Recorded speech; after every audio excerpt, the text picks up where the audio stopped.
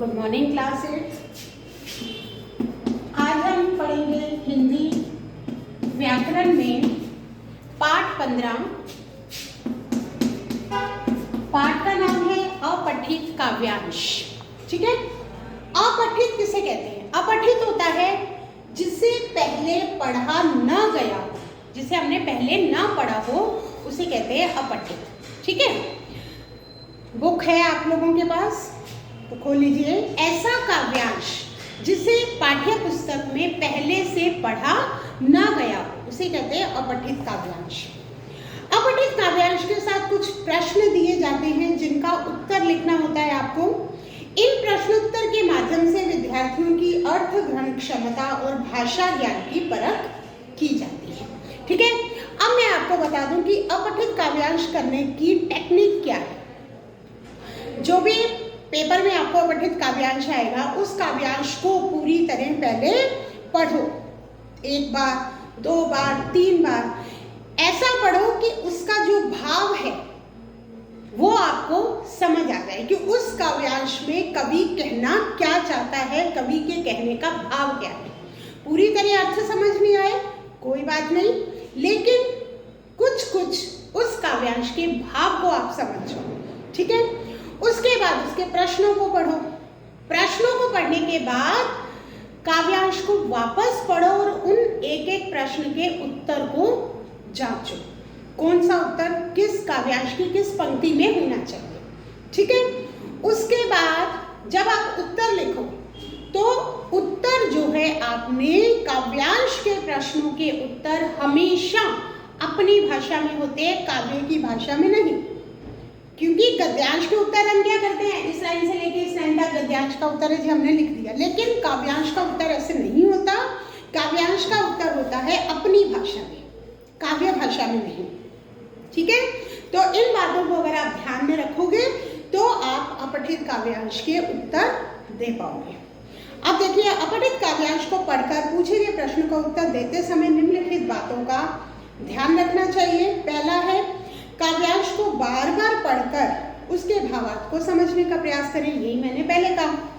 काव्यांश के नीचे दिए गए प्रश्नों को ध्यानपूर्वक पढ़ के उसके उत्तर काव्यांश में ढूंढने का प्रयास करें।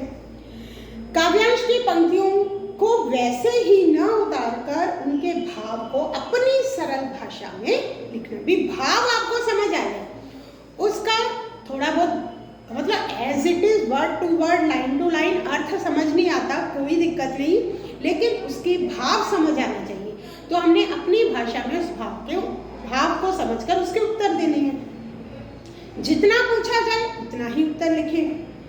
शीर्षक का चुनाव करते समय कविता के भाव पर विशेष ध्यान दें। शीर्षक क्या होता है, उस कविता का क्या नाम होना चाहिए, टाइटल क्या है, तो वो हम जब कविता 2 या 3 बार पढ़ेंगे ना तो हमको अपने आप उसके भाव से शीर्षक का समझ आ जाएगा।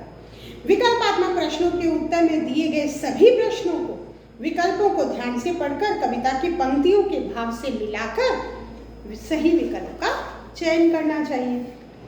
अब देखिए, इसमें दे रखा है, पल को मत व्यर्थ समझ लेना, जीवन का पल पल सोना है, कब बीता समय लौट पाता, इसका नायक पल खोना है, जो पल को नहीं संभाल सका उसके घंटे दिन उड़ जाते, मंजिल की ओर बढ़े पग भी बस पीछे को मुड़ जाते, जो मोल नहीं पल का समझा वह आगे कभी ना बढ़ता है, जो सदुपयोग करता पल का वह उच्च शिखर पर चढ़ता है।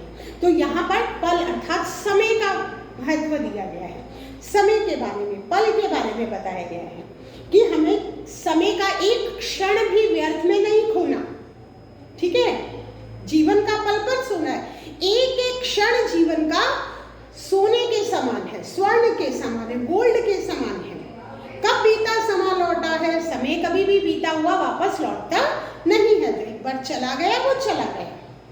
तो इसलिए समय का एक क्षण भी हमें व्यर्थ नहीं गंवाना है। मंजिल की ओर बड़े पग भी बरबस पीछे, कई बार क्या होता है, हम आगे बढ़ते हैं लेकिन पता नहीं हम कैसे फिर वापस मुड़ाते हैं। जो मोल नहीं पल का समझा, क्षण का पल का जो मोल नहीं समझा वह आगे कभी ना बढ़ पाता है, वो कभी भी आगे नहीं बढ़ पाता। सदुपयोग करता पल का, समय का जो सदुपयोग करता है वही ऊंचाइयां छूता है।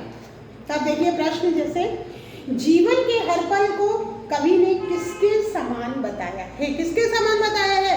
जीवन का हर पल सोना है। तो हमने एज इट इज नहीं लिखना, हमने लिखना है जीवन के हर पल को कवि ने सोने के समान बताया है। ठीक है। मंजिल की ओर बढ़ते हुए किसके पैर पीछे को मुड़ जाते हैं? किसके पैर मुड़ते हैं? जो समय का मूल्य नहीं समझते, जो समय के बारे में या पल के बारे में समझते नहीं हैं, तो वो आगे बढ़ते हुए भी पीछे मुड़ जाते हैं। उन्नति के शिखर पर कौन चढ़ता है? जो पल पल का सदुपयोग करता है, समय का जो सदुपयोग करता है वही उन्नति के शिखर पर चढ़ता है। पद्यांश का कोई उपयुक्त शीर्षक क्या होना चाहिए? समय को व्यर्थ नहीं खोना चाहिए, पल पल का मूल्य है, पल पल का को व्यर्थ में मत खो। ठीक है, तो कोई भी इसमें से आप शीर्षक दे सकते हो। ठीक है, क्लियर है? तो इस तरह आपके बुक में पेज नंबर B72 पर जो अपठित काव्यांश दोनों दे रखे हैं उसको आपने अपनी कॉपी में करना है हिंदी लैंग्वेज की।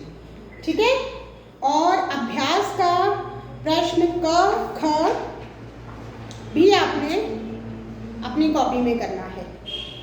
ठीक है, थैंक यू।